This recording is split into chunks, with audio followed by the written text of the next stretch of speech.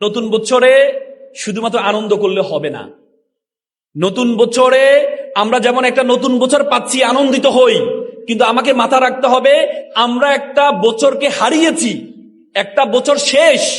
আমাদের একটা সন্তান আসলে আমরা যেমন খুশি হই, একটা সন্তান হারালেও আমরা দুঃখিত হই, তেমনি একটা বছর পেলে তোমরা যেভাবে আনন্দিত হও, আনন্দিত হলে হবে না। সাথে সাথে তোমার জীবন থেকে একটা বছর চলে গিয়েছে, সেজন্য তোমাদেরকে সে আত্ম উপলব্ধি তৈরি করতে হবে।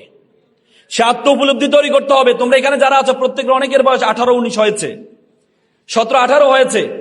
উন্নত বিশ্বে যখন কারো বয়স 18 হতে যায়, তখন তার মা বাবা তাকে অ্যালার্ম দেয়, তাকে ক্লিক করে যে মা বাবা তোমার বছর 18 হতে যাচ্ছে।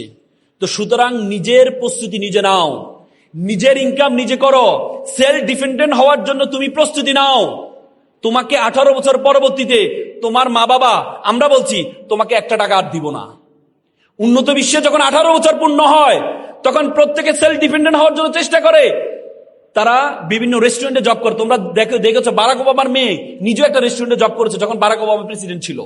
কেন রেস্টুরেন্টে কেন জব করে তারা?